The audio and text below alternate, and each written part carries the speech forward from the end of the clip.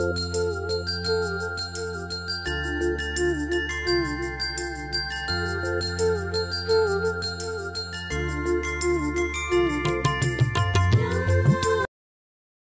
The lord.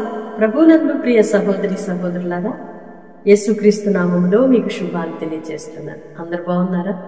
ఈ ఆధ్యాత్మికమైన కార్యక్రమంలో పాల్గొంటున్న మిమ్ములను నా దేవుడు దీవించును గాక. ఆమేన్. ఈ దినం మనకి ఇవ్వబడిన మాట ఎస్తేరు గ్రంథం 9వ అధ్యాయం 12వ వచనంలో చివరి మాటను నేను చదువుతున్నాను. నీ మనవి ఏమిటి, అది నీకు అనుగ్రహింపబడును. ఆమె నీ మనవి ఏమిటి, అది నీకు అనుగ్రహింపబడును అనే మాటను మనం ఇక్కడ చదువుకున్నాము. రాజు ఎస్తేరుతో అంటున్నాడు, నీ మనవి ఏంటి, అది నీకు ఇవ్వబడుతుంది అన్నప్పుడు ఎంత సంతోషంగా ఉంటుంది కదా. అవును, మనం చాలాసార్లు దేవుని సన్నిధిలో ప్రార్థన చేస్తూ ఉంటాము, దేవుని అడుగుతూ ఉంటాము, మనవి చేస్తూ ఉంటాము. కానీ దాని యొక్క అనుగ్రహం అనేది మనం పొందుకోలేనట్లుగా అనిపిస్తూ ఉంటుంది. అయితే ఇక్కడ రాణితో రాజు అంటున్నాడు, నీ మనవి ఏమిటి, అది నీకు అనుగ్రహింపబడును. నీ సమస్య ఏంటి అనేవాడు చాలా మంది ఉంటారు, నీకు ఉన్న ఇబ్బంది ఏంటి అని అడిగేవాడు చాలా మంది ఉంటారు. కానీ నీ సమస్యకు పరిష్కారము ఇవ్వబడుతుంది, నీవు అడిగినది అనుగ్రహింపబడుతుంది అనేవారు మన ప్రభువైన యేసుక్రీస్తు. మనుషులు చాలాసార్లు నీ సమస్య ఏంటో నాకు చెప్పు, నేను తీర్చగలిగిందైతే ఖచ్చితంగా తీరుస్తాను, నేను హెల్ప్ చేయగలిగిందైతే ఖచ్చితంగా నేను చేస్తాను అంటారు. కానీ దేవాది దేవుడు, నేను నీ ప్రార్థన అంగీకరించి ఉన్నాను, నీవు అడిగితే చాలు అది నీకు ఇవ్వబడుతుంది, వెతికితే దొరుకుతుంది, తడితే తీయబడుతుంది అని వాగ్దానపూర్వకంగా ప్రభు మనకి మాట ఇచ్చి ఉన్నాడు.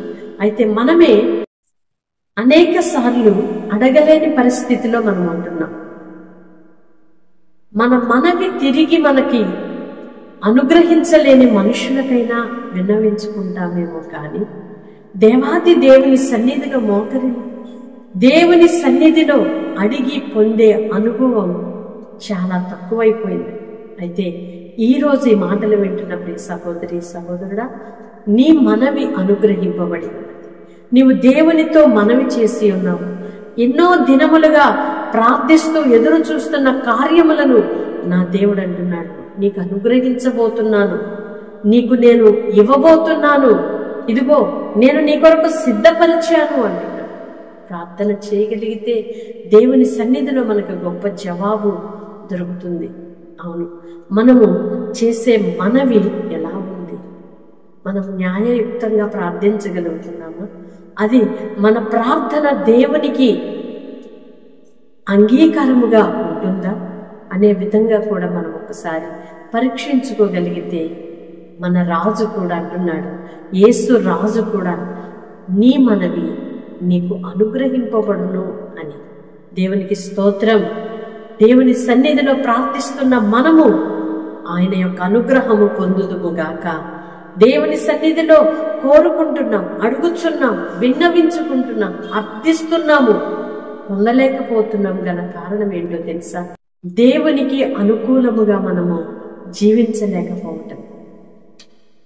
రాజు యొద్ద మనవి చేయడానికి ముందుగా ఎస్తేరు ప్రార్థన చేసుకొని రాజాది రాజు యొక్క అనుగ్రహము పొందుకొని వెళ్ళింది కనుక ఈ లోక రాజులు కూడా అంగీకరించి ఆమెకి న్యాయం చేయటానికి, ఆమె అడిగిన దానికి వారు సహాయము చేయడానికి, అంగీకరించబడటానికి కారణం. కనుక మనం ఏ పని ప్రారంభించినా మన రాజైన యేసయ్య యొద్ద మనము మొదటిగా విన్నవించుకోవాలి. దేవునికి మొదటిగా మన సమస్య అంతటిని చెప్పాలి. నాకు ఏదైనా ఒక సమస్య వచ్చినప్పుడు నేను నా దేవుని సన్నిధికి వెళ్ళి మొదట నా దేవునితో చెప్పాలి అనే అనుభవం ప్రతి ఒక్కరు కలిగి ఉండాలి. దేవునికి స్తోత్రం. మనకు వచ్చిన ప్రతి సమస్యకు పరిష్కారం దేవుని సన్నిధిలోనే దొరుకుతుందనేది ఖచ్చితం. అయితే మొదటిగా మనం మనుషులను ఆశ్రయించి మనుషులకు జ్ఞాపకం చేసుకొని ఫలానా వాళ్ళైతే నాకు ఇప్పుడు సహాయం చేస్తారు, ఫలానా సహోదరి అయితే నాకు ఇప్పుడు పరిష్కారం దొరుకుతుందని మనుషులను జ్ఞాపకం చేసుకొని వాళ్ళని నీవు అర్థిస్తూ ఉంటే నా యేసు రాజు సన్నిధిలో నీవు ఒట్టి చేతులతోనే నిలిచిపోతావేమో. కనుక ప్రియ సహోదరి సహోదరుడా, మొదటిగా నీ మనవిని యేసయ్య పాదాల చెంతకు తీసుకువెళ్ళు. ఈ అనుభవం దావీదు మహారాజులో మనం నేర్చుకోవచ్చు. ఆయన యొద్దకు వచ్చిన ప్రతి సమస్యకు యెహోవా యొద్ద విచారణ చేశాడట. యెహోవా యొద్ద విచారణ చేయకుండా దావీదు యుద్ధానికి వెళ్ళలేదు. దావీదు ఏ పని కూడా ప్రారంభించలేదు.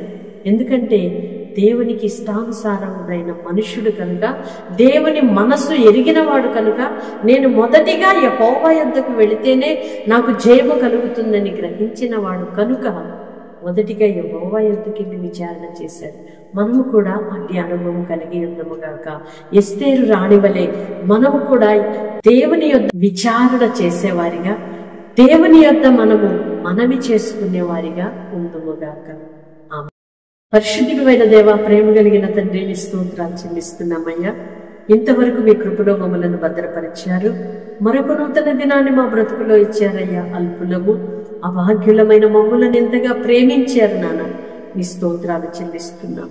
నీ మనవి ఏమిటి, అది నీకు అనుగ్రహింపబడను అని. అవునయ్యా, మా మనవి ఏమిటో అది మేము పొందుకోగలమని మీ యొద్ద విచారణ చేసినప్పుడు, మీ యొద్ద విన్నవించుకున్నప్పుడు, మా సమస్య ఏమిటో అది విషదకరముగా మీకు చెప్పుకోగలిగినప్పుడు ఖచ్చితంగా మేము సమస్యకు పరిష్కారము చూడగలమని మీ లేఖనాలలో నుండి ధైర్యపరిచారయ్యా.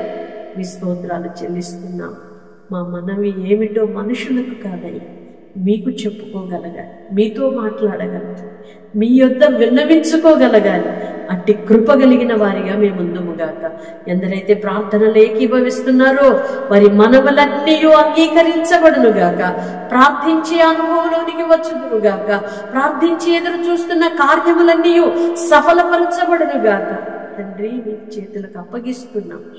కుటుంబాలను నెమ్మది, సమాధానము, సంతోషమును కలుగు చేసి దీర్ఘకాలిక ఎంతో కాలముగా ప్రార్థన చేసి ఎదురు చూస్తున్న సమస్యలకు ఒక విడుదల ఈరోజు చూడాలి. అట్టి కృపలో నడిపించు. యేసు నామములో ప్రార్థిస్తున్నాను తండ్రి, ఆమేన్.